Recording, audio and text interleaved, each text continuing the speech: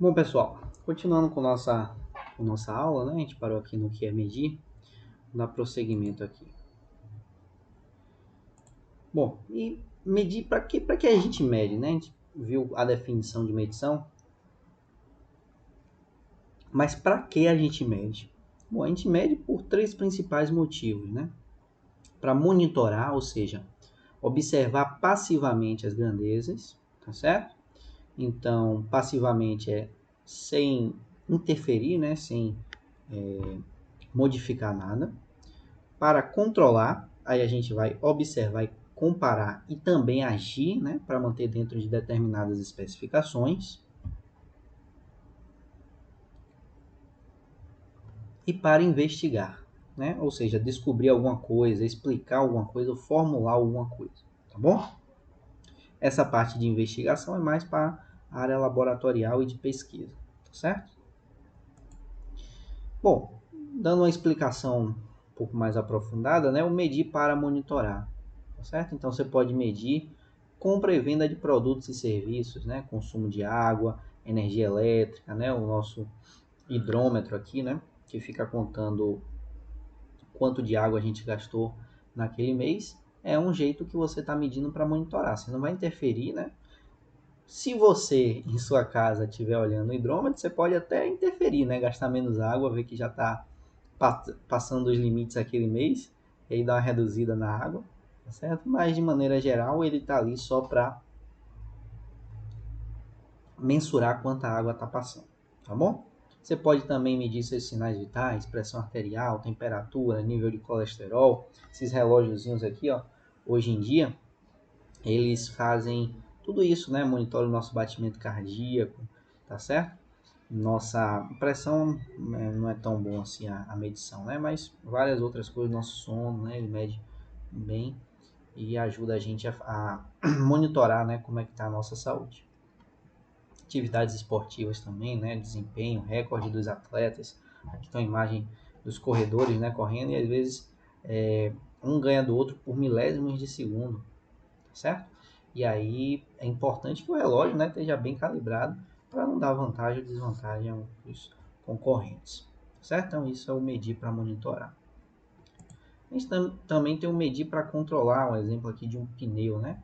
Então você vai ter um medidor que vai estar medindo aqui a pressão do pneu, tá certo? Ele vai comparar com algumas especificações que o fabricante mesmo do automóvel disse que deveria ter, por exemplo, para a pressão, né, do pneu, e aí vai agir, né, vai pedir para encher mais, ou até mesmo alguns carros têm alguns cilindros de gás, né, que já vai enchendo o pneu à medida que, que a pressão vai baixando, ok?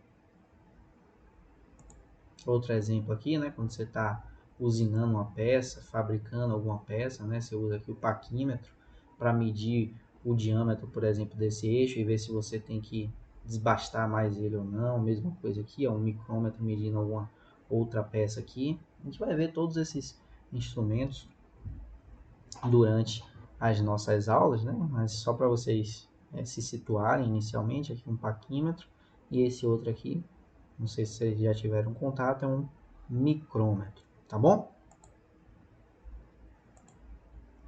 Um avião, por exemplo, também, né, tem diversos sensores embutidos nele, né? Sensor de pressão, sensor de temperatura, velocidade, rota, altitude, que vai estar monitorando lá e fazendo o avião, né, seguir a rota proposta, né, a rota especificada, e também fazer com que, em caso de algum pane, né, ele faça algum pouso forçado, alguma coisa assim, para evitar maiores tragédias, certo?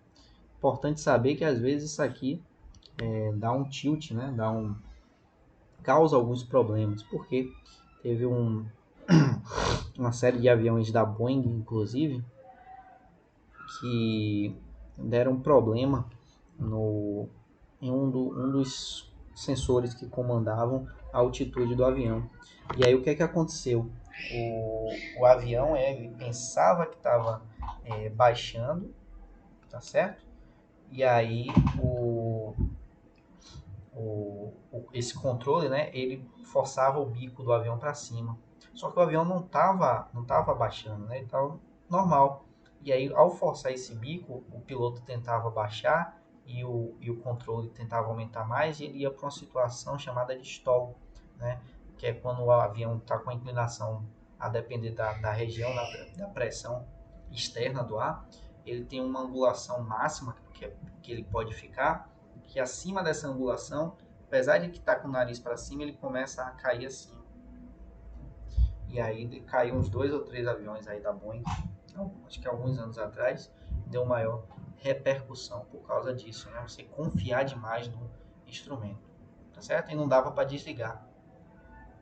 O piloto tentava desligar, tentava colocar o nariz para cima, mas ele ficava passageiro, né? Na verdade, ele não ficava piloto, né? Porque você não conseguia controlar o avião, ele ficava passageiro. Então, cuidados, né?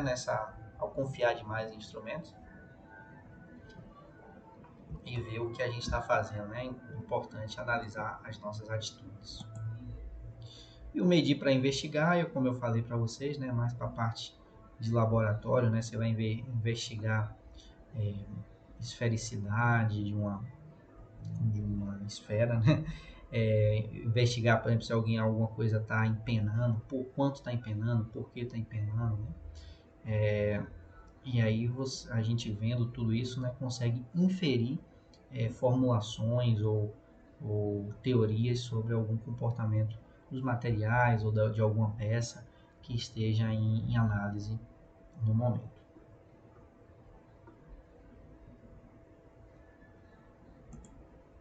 Bom, é importante que a gente falar aqui nesse comecinho, né, que em medições errar é impossível, você não ter algum tipo de erro na medição. O que a gente vai trabalhar aqui nas aulas de metrologia é entender esses erros, tá bom? Que podem acontecer, e agir de maneira que eles sejam evitados ou minimizados o máximo possível, tá bom? Então, aqui tem alguns exemplos, né, de erros mais comuns que acontecem, que gera esses erros, né, da indicação. Ou seja, uma má definição do mensurando, o mensurando não é uma esfera perfeita ou não é um cilindro perfeito, né, ele tem um shape, né, um formato que não é tão definido assim, né, pelo menos não é tão geométrico assim. Condições ambientais, temperatura variando, como eu falei no outro vídeo, que a temperatura ela pode variar e pode interferir no tamanho, né, nas dimensões da sua peça, né. Outra coisa também é a questão do procedimento de medição, que pode estar, né, inadequado para aquele tipo de medida que você está querendo realizar, né. Um instrumento pode estar errado, você quer medir décimo de milímetro, você não consegue medir décimo de milímetro com uma régua, por exemplo, tá certo?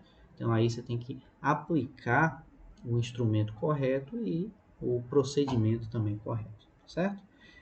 Imperfeições do sistema de medição, que pode ter algumas imperfeições, né? Pode ter parte linear, parte não linear, e aí causar um defeito, conhecido como easter egg, easter egg é do videogame, né?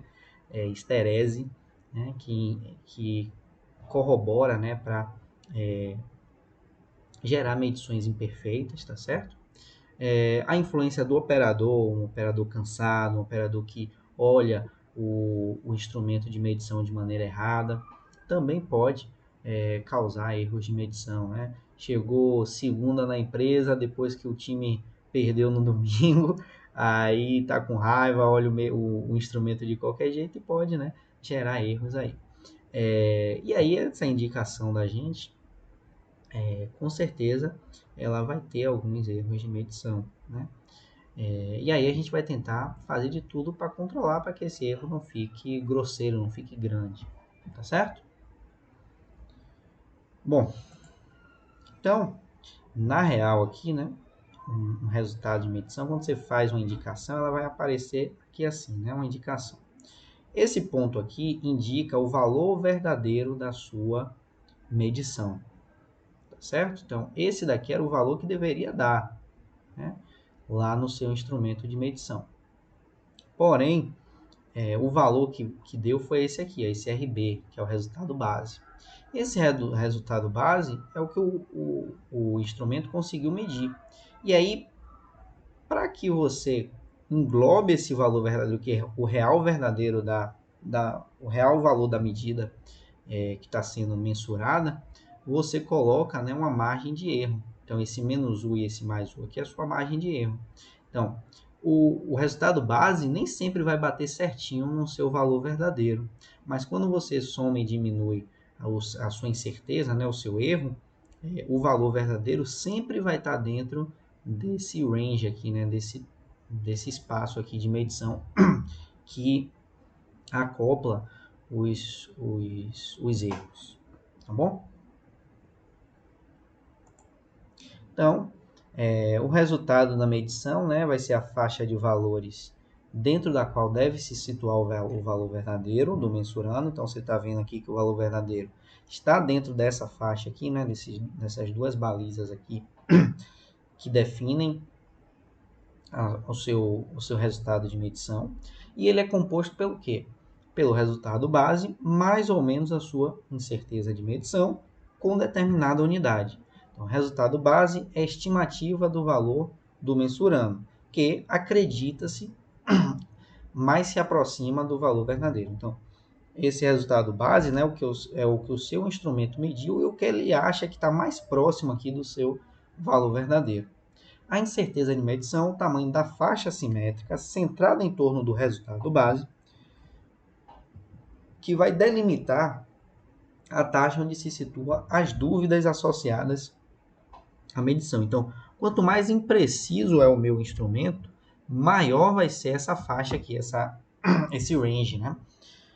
Quanto mais preciso for o meu instrumento, esse range, né, essa incerteza vai ser bem pequenininha, certo? Por exemplo, um paquímetro. A minha incerteza de medição só do instrumento, só do paquímetro, é de mais ou menos 0,05, ou seja, 5 centésimos de erro, tá bom? Às vezes isso é suficiente, às vezes não, mas se eu quiser, por exemplo, 1 centésimo de erro, o paquímetro já não consegue, porque a melhor resolução dele, né, a melhor faixa de medição dele, eu vou ter um mais ou menos 0,05, que é 5 centésimos. 1 centésimo é menos do que, 5 vezes menos, né, do que 5 centésimos, certo? Então, já não serviria. E já se eu tivesse querendo um erro de, por exemplo, 1/10, que é 0,1, o meu paquímetro já me atenderia muito bem. Por quê? Porque ele tem uma resolução bem melhor do que o décimo, né? Que ele está uma resolução lá na casa dos centésimos, ok? Contudo, essa mesma medição aí de um décimo que eu quero, se eu usar uma régua, aí já não serve mais, né? Porque a régua vai estar no erro ali na casa do meio milímetro, ok? Vamos lá. Então, isso aqui é o resumão aí, né, do que seria esse nosso resultado de medição. Bom, a linguagem da metrologia, né, até 1995, acho que eu falei 1997, né, mas até 95 era a Torre de Babel. O que significa a Torre de Babel, né? É aquela historinha da Bíblia que cada um falava de um jeito, né, e ninguém se entendia, né? Conta a história lá que os homens estavam construindo uma torre gigante, né? E aí Deus embaralhou as línguas e é por isso que cada um fala uma língua diferente hoje em dia, né? E aí era meio que assim até 95, né? E cada um falava de um jeito. Mas em março de 95 teve a portaria do Inmetro número 29, que definiu o VIN, né? Que é o vocabulário dos termos fundamentais e gerais de metrologia. Está em sintonia com a ISO, né? Com o BMP, o IEC, IFCC, o PAC, o PAP, né? Que são instituições que controlam essa questão da padronização e da metrologia também, tá bom? Bom, agora a gente chega aqui na parte das unidades de medida e o Sistema Internacional de Unidades, né, que é o SI, que vai ser o primeiro que a gente vai tratar. E eu vou deixar isso daqui, né, vou fazer esse vídeo mais curtinho, de uns 10 a 15 minutos, e vou deixar isso aqui para o próximo vídeo, tá bom? Em que a gente vai falar sobre todas as unidades do Sistema Internacional de Medidas. Todas não, mas as principais, as mais usuais, né, gente vai entender um pouquinho mais sobre isso, tá bom? Aguardo vocês no próximo vídeo, e aí, para não ficar muito longo, né? E aí eu gravo mais um, acho que ficando segmentado assim, fica melhor aproveitado, tá bom? Até o próximo vídeo, tchau, tchau. Qualquer dúvida, pode deixar nos comentários aí. Abraço aí.